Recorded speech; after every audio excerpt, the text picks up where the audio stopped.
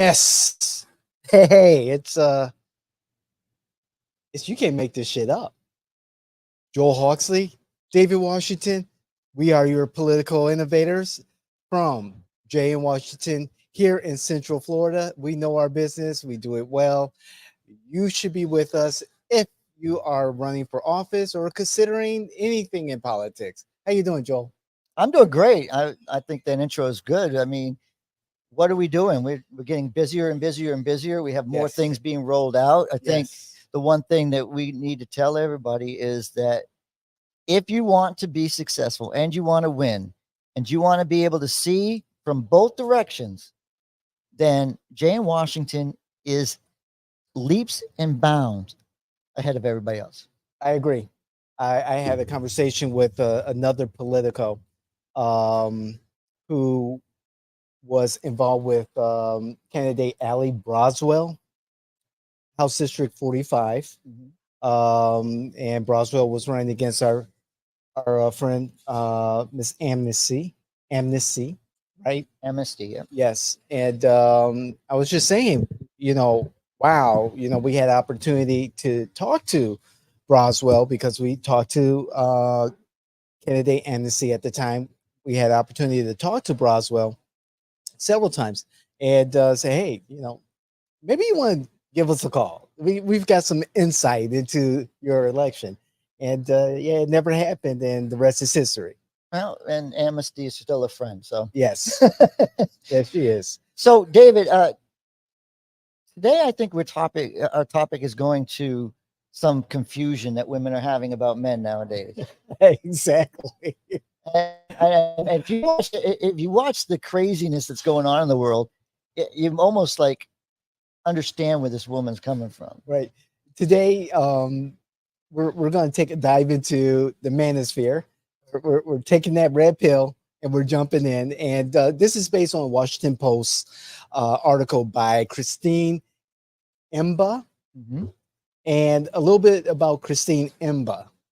She is a journalist with the Washington Post. And from my research, there's a very little footprint on the internet for Miss Imba. And because I wanted to know when she wrote this article about masculinity in the op-ed page, it was Men Are Lost. Here's a map out of the wilderness. I'll say, who is this young lady to talk about Men. men? Mhm. And what I found out about her on the internet, about her husband, there's nothing. About her boyfriend, there's nothing. Wait a minute, she's an expert, isn't she? She's expert. On men. About her relations with men, there was nothing.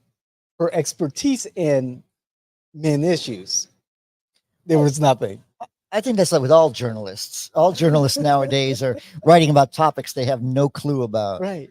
But I do think that there are point of time that you don't know what kind of woman you're dealing with. Like, should I open this door for this young lady? Should I, do a gentlemanly thing, or will that backfire on me? Will it make, does it show that I'm weak, or am I strong if I don't do it? I don't understand today's women. And she touched upon that, and I'm with you on that. I'm to the point where I just ask. In the past, I just like, okay, I'll try to figure it out based on what my dad taught me, what I saw from my older cousins, my uncles, my grandfather. Try to understand relationships that way, and also listen to the women in my life.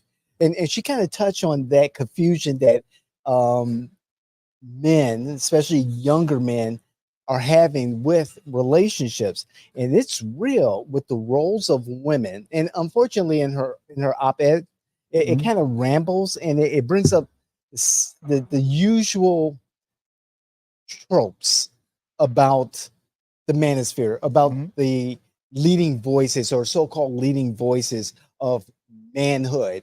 And it's disappointing because there's so much more than what she was able to touch on.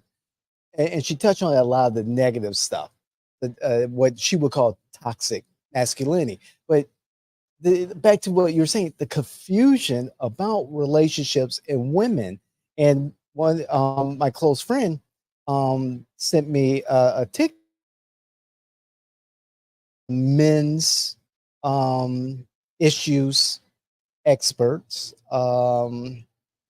who passed away about a year ago was saying that women are projects, that you don't really get the full package that you're looking for in most women, modern women, and that you kind of have to put them together, build them up as men to have the type of woman you want. A high value man will want in a woman, someone who is in the way traditional, if the man is traditional in his ways. But the confusion is spot on.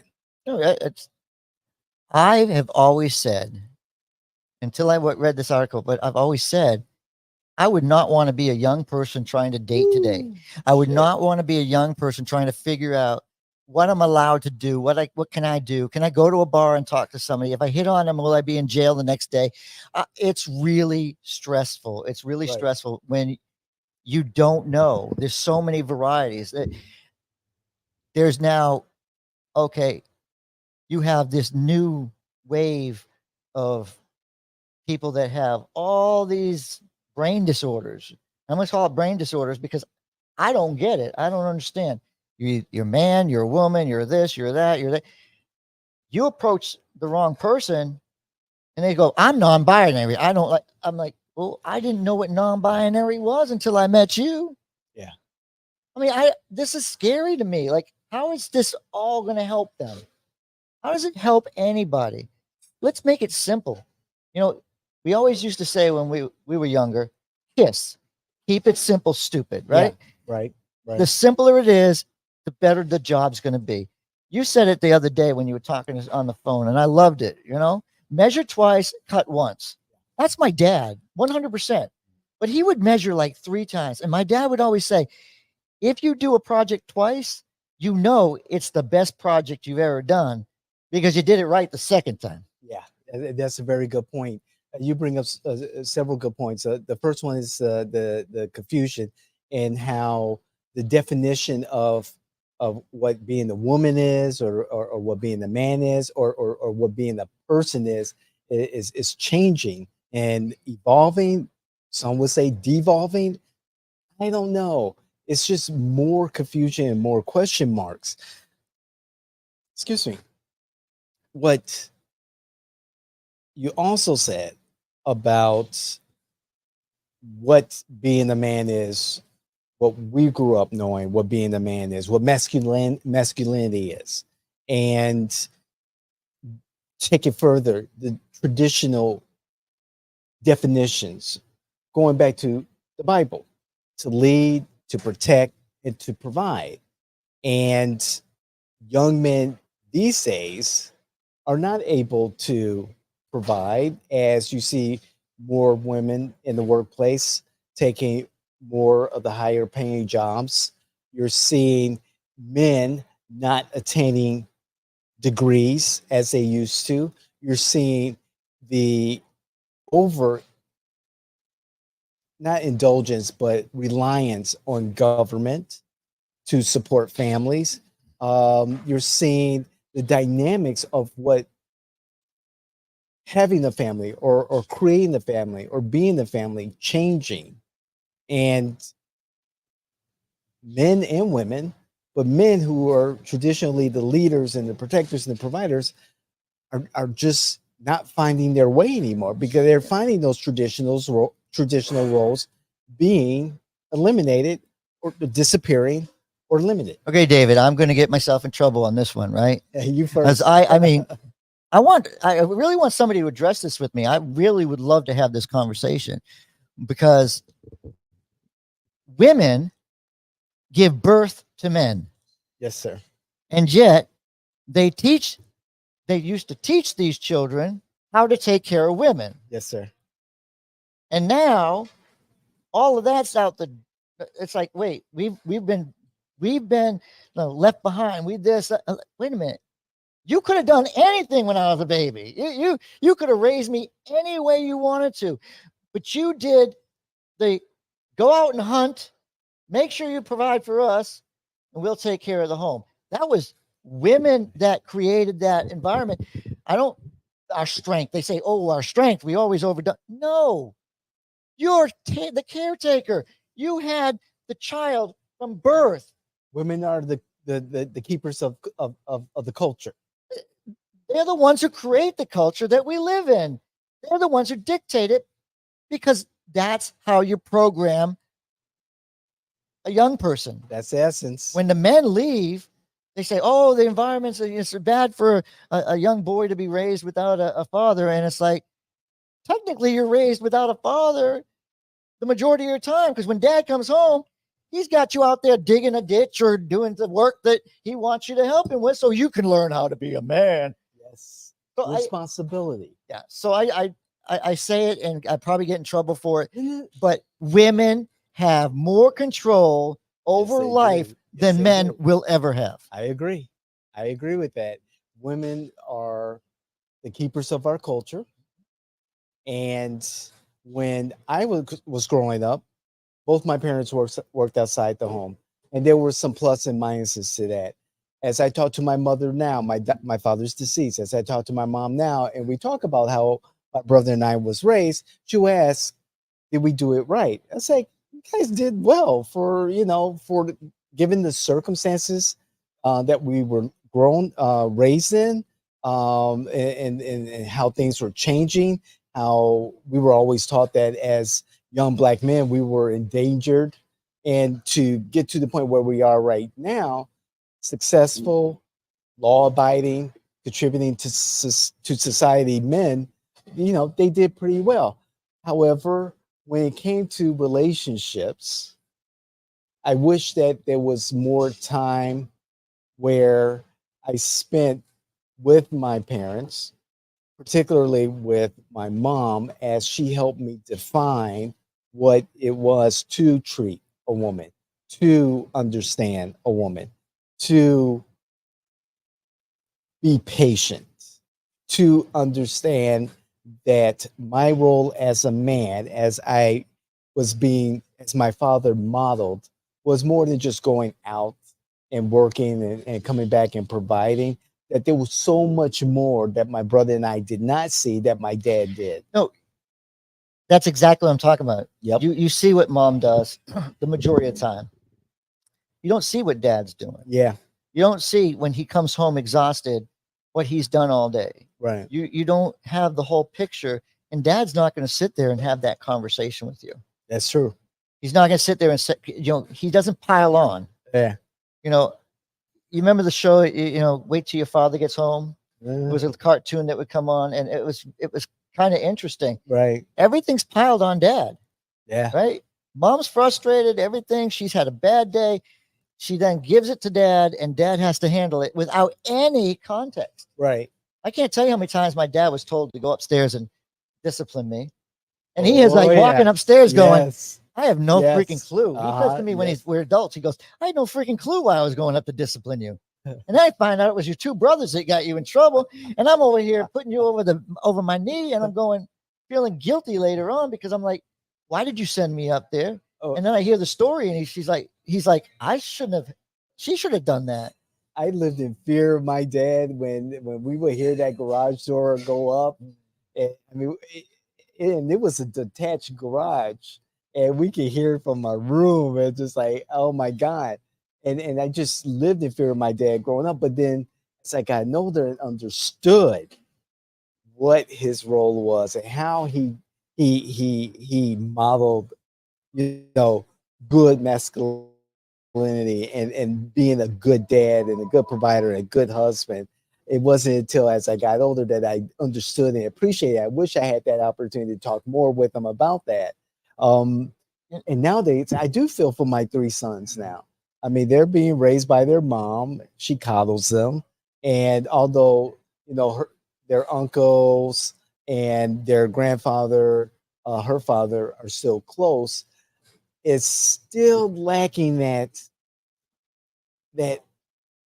piece where it's like you just need to push a little bit more, push them a little bit more so that they come into their own and that they understand that they too have a purpose in life and that they need to achieve that purpose or seek out that purpose. Or is it? And a woman cannot do that for a man. I can honestly say, the Bible says it's best, right? Fear Yes. and love, right? Yes. It's a very interesting thing. You are to fear and love God. You're to fear and love God. You know, and all these different statements. But I always feared and loved my dad. Yeah. I never understood him per se. Right. My dad is way more conservative than I am. Mm-hmm. And I disagree with him on a lot of conservative issues. Right. But he was always registered a Democrat. So it's kind of confusing. You live up in Massachusetts. The only way you get a voice is if you're a Democrat. Good point. And so he never changed his registration. But he saw me growing into a Republican. And then we started to have conversations. Like, we agreed on more than we disagreed. Sure. We believed that hard work, gained is the only way you can gain. Right. Don't take the easy way out. If you want to see the easy way out, living in a city, we see it. Okay. Okay. Look, don't just go take the drug route. Don't take the other route. Yeah, it's quick and easy, but it will end up being a destructive thing in your life. You'll either be in jail or you're going to hurt other people. We need to get back to a father in the home, a two-parent home, where a parent could stay at home and be the parent to their kids.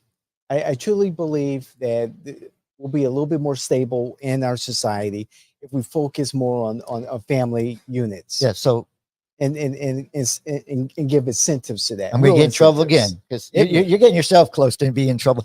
But I believe economically, if a woman or a man, doesn't matter which one, honestly, today's society doesn't matter. It's changed. If one stays at home to raise the children and the other goes out and earns the dollars, right? The economic impact on our country becomes stronger because there are more jobs out there, because there are more, less job seekers. Correct. Then the pay goes up and you can afford to have somebody at home. You can afford to not have to go to daycare because you're not spending money on daycare.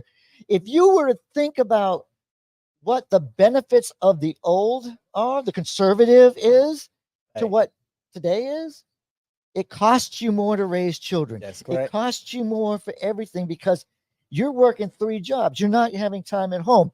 The kids aren't getting to see you. They're all by themselves. They're learning on their own. The tablets are teaching them. It's crazy when you think about just having that one influence. My mother worked in the school system, so I had her because we only had a short period of time without her. But my dad, like clockwork, out of the house early enough where I didn't see him, home at 6 o'clock, dinner on the table, and then he watched Star Trek. I know women are having difficulty in finding their guy, their man. And I know the dating pool is an issue. I mean, right now, options are not that good. For me, if I was in the dating pool and I was looking, to find a mate, and I see all the apps out there, I say I would avoid the apps altogether. I just like for things to happen organically if I'm going to meet someone. But David, you have church. You have certain things, certain groups and places that you could actually meet people. A lot of people don't even have those connections anymore. They're not out there with groups. They're just trying to go from one job to the other. The only companionship they have is they marry somebody at work because that's who they could find and that's who they sleep with. And then it destroys their work environment, and they only short period, 45% of American or U.S. Marriages will end in divorce. Yes, that's true. 45. That's true. Portugal is the only one that's up in the 80%. Kyle, what creates that idea that divorce is better than that extra work? Hard work. That's what we were taught, right? Sure. Hard work. It's not easy to be with somebody of the opposite sex. and having to work through things. Find the positives, not the negatives, and it lasts longer. Yes, yes. I I know that the dynamics of relationships are changing, and people are just going to have to find their way. Um, when I met my wife, uh, she was more into like the really buff guys and the guys who spent an hour or two in front of the mirror, and it was all about their looks, but not substance. And when she met me, I mean, I was like, I'm okay, you know. However, she's like, David, you had a purpose. You were driven. You were focused on your career. You were focused on the things that I saw would make a good provider, protector, and leader. And so, to all the athletes that she was dating and her girlfriends too, they ended up marrying guys who fit that role as a protector, leader, provider, and all that good stuff, and not the guys who were in front of the mirror or on the sports field or whatever. But at the end of the day, traditionally, women want to be able to say, "Hey, I don't need the weight of the world on my shoulders." Maybe the modern women of today, they want to be the boss chicks. They want to, go after the bag, and they want to be their own person. Well, look at But at the end of the day, I think even those women don't want the weight of the world on their shoulders. And I tell that to my girlfriend right now. Why you got the weight of the world on your shoulders? Here I am. It's freaking how many years now? A decade? And you still ain't married? now, it's funny. Look at television for a second, because everything, your regular networks, what are they still geared towards? Women. Soap operas still start at 12 o'clock. Yeah. Or 12:30. You get the news at 12 o'clock, and then all of a sudden it rolls into the soap operas. Right. And what are the soap operas? They're the getaway for mostly women to get into affairs and all these things, or try to keep up with women are having affairs at the same rate as men. It's a place to get away from the hard work. The kids are at school. Nothing's changed. Now you have The View. Now you have opinions. Let's throw opinions out there. Let's have Oprah teach us about all these different things. Thank you. Now, Oprah, you're a wealthy Black woman. Yeah. You're somebody to look up to. Yeah. But why can't anybody else catch up to you? And then you tell everybody that it's the men's fault, or it's somebody else's fault. Why is it always somebody else's fault that we're not successful? Ooh, I remember those Oprah shows, and boy, oh man, her dynamic changed how men and women, particularly Black men and women, had their relationships. And The Color Purple, let's not even start with The Color Purple, painting Black men as just fucking evil. And it persists. It continues to persist. Shaking your ass on television, in public, seems to be liberating. Yeah, I'm a boss chick. Don't look at my ass. Don't look at my ass, but let me put myself in Victoria's Secret on a billboard. Yeah. Right? Let's sell sex to everybody, but then don't try to flirt with somebody. So don't look at somebody too long. Hey, you look at my breasts. Well, I'm looking at your face, and your breasts just seem to be hanging underneath your chin. I can have a social media following of thousands and thousands, and show every orifice of my body on the internet and make $3 million. But at the end of the day, I don't have a relationship, which I want. But I made that money. This modern feminism has changed the dynamic here in America, here in the West, and not for the better.